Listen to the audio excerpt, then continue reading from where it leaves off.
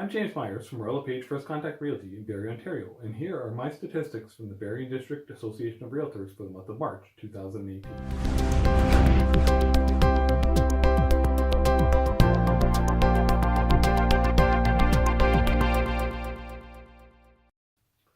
The average price for all freehold properties sold in March was $508,866, and there was 144 sales reported.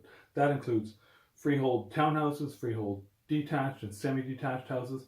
Now for total detached freehold houses, the average price was $544,941, and there were 105 of those reported sold in Barrie. Now compare that with March of last year, when there were 348 freehold properties sold with an average price of $573,000.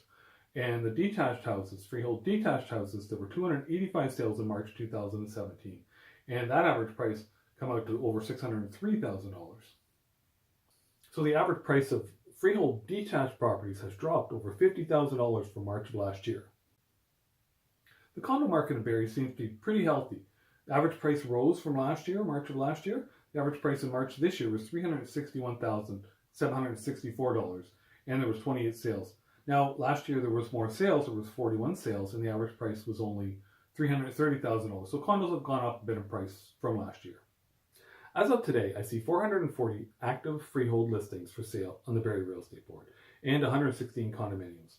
But that changes throughout the day. As coming into spring market, things are getting busier. More people are listing their houses.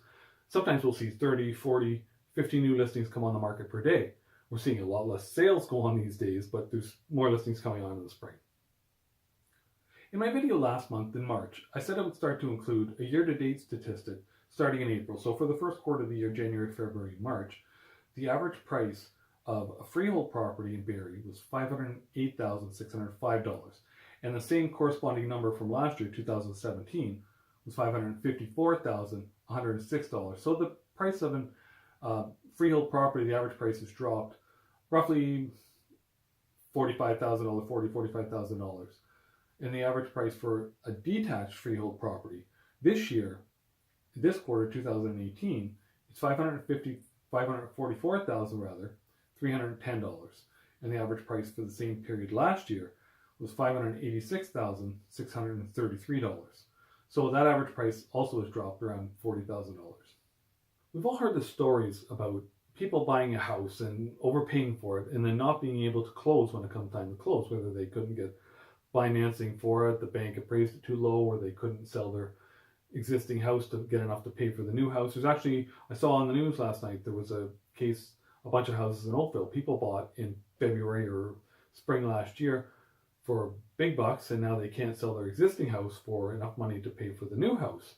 So they're all in trouble for this, and their closings on their new houses are coming up very soon. So few cases that I noticed on our board, properties that come back up for sale and resold. There was one case where a house I noticed sold last year for a certain price, and then it resold again this year for $100,000 less. So it didn't close, obviously, and now it's being resold and they're getting $100,000 less than they had last year. And another one, a bigger case, a house sold for last year for well over $2 million, like almost $2.5 million. And then I saw it just resold this past few weeks for just over $1.8 million.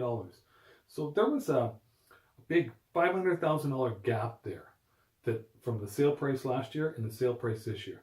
So imagine there's some lawsuits going on there. I saw something yesterday that I haven't noticed in a long time. There was a house listed in October last year. It was listed for 6 months, and after 6 months the listing expired. It didn't sell. Now this was an average house. It was $550,000, maybe in between there. I don't remember the exact price. But normally you'd think something like that, after 6 months on the market, would have been sold. The Toronto Real Estate Board released their statistics this week, and they say the number of sales dropped 39.5% in March 2018 compared to March 2017. Well, that's all I have for now. Thank you for watching. And if you have a particular statistic that you would like to see me cover, say a particular house style in Barrie, bungalows, 2 stories, or a certain area surrounding Barrie, please just write it in the comments below and I will try to cover it in a future video. And if you know anybody who's thinking of buying or selling a house in Barrie, or if you are thinking of buying or selling a house in Barrie, please give me a call. I would love to help you out.